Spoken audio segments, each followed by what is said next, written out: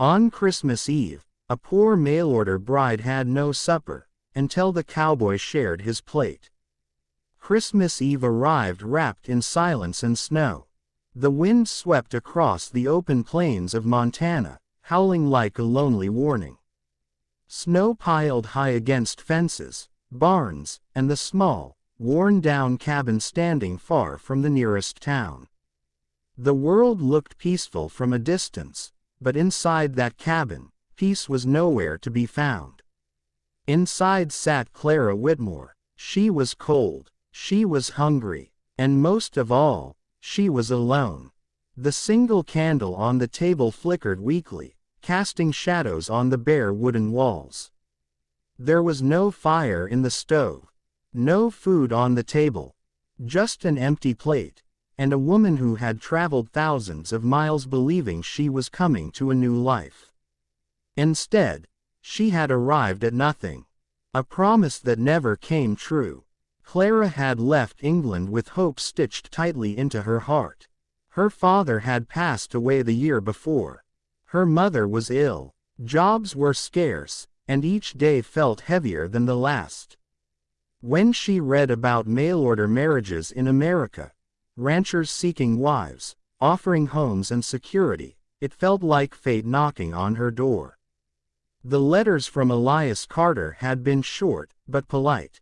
He owned land, he needed a wife, and he promised she would never go hungry again. So Clara sold what little she owned and crossed the ocean. But when the train arrived, Elias Carter wasn't there. The station emptied, snow fell harder, and as night crept in, Clara realized the truth she didn't want to face. She had been forgotten. Christmas Eve without a meal.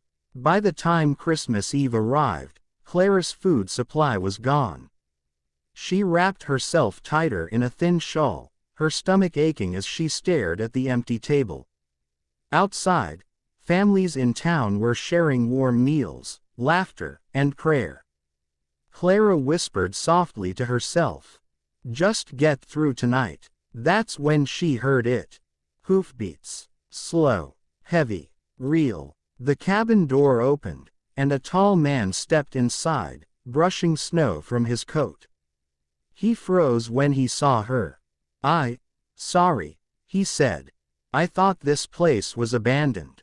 Clara stood quickly, startled. "No, I live here." The man studied her carefully. Her pale face, her shaking hands, the empty table. His name was Caleb Rhodes. And he immediately knew something was wrong.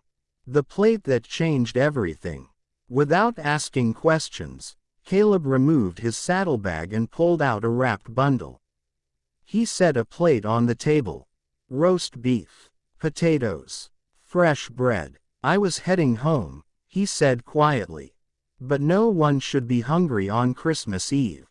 Clara stared at the food as tears filled her eyes. "You don't have to," she began. "I want to," Caleb replied.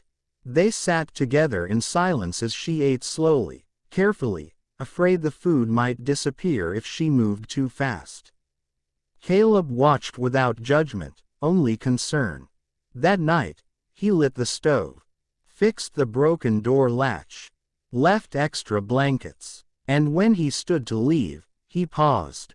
"Merry Christmas, Clara." She hadn't told him her name.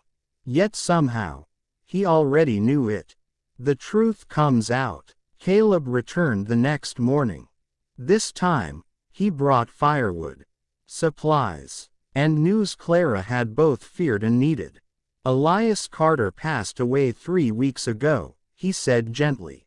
"Pneumonia. He never sent for you." Clara closed her eyes as the truth settled in. So this was it. She had crossed the world for a man who never lived to meet her. But Caleb didn't leave her in that moment. He stayed. From kindness to something more. Over the following weeks, Caleb checked on Clara daily. He repaired the cabin, helped her find work in town, taught her how to survive the harsh winters.